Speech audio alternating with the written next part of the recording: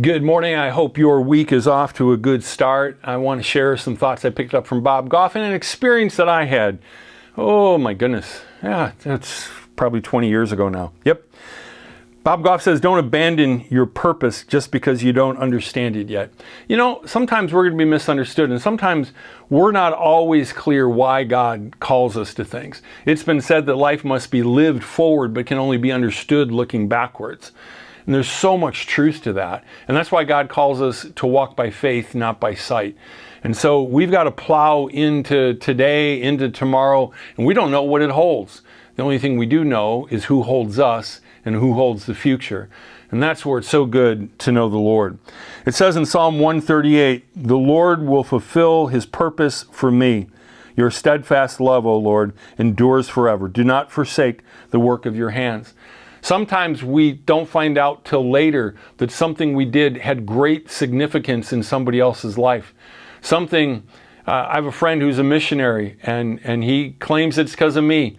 He claims it's because of mission team slides that a friend of mine wanted to see, and he didn't want to see again. He was sick of them, but eventually he decided to visit. And it's just on a mission team, and the rest is history, as they say.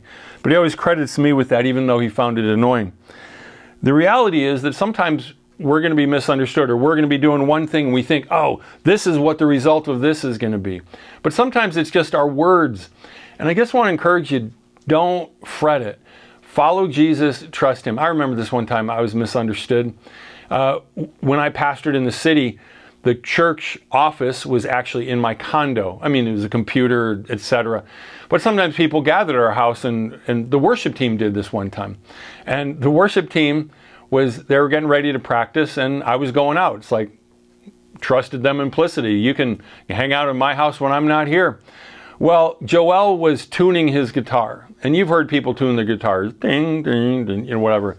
And as he's doing that, I just make an offhand joke, and I just go, I hate that song. And meaning the sound of tuning a guitar, which I do not like the sound of it. It's kind of like my brother practicing piano, and he'd always get that one note wrong, and he'd keep going back to it, and I'd be in the other room, and it's like, for Pete's sake, just get it right. Anyway, Sunday morning rolls around. Joel does this special song that he had practiced at my house. I came up afterwards and I said, Joel, I said, that was fantastic. He goes, what do you mean?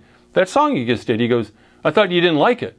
I said, no, I love that song. I've never heard it before. Why would I say I didn't like it? He goes, I was doing it at your house. I said, no. You weren't doing that song. You were tuning your guitar. That's what I meant.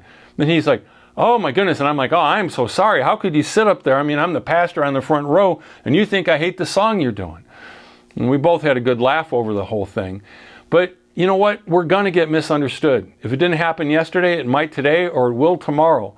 There's times where people don't always understand what our motives are. You know what? Each and every one of us, we're still a work in progress. Trust God to bring to completion what he began. I love that Philippians says that. You know, one of the simplifying principles in my life is that I know that God has called me to preach. And so when I'm invited to preach, I go.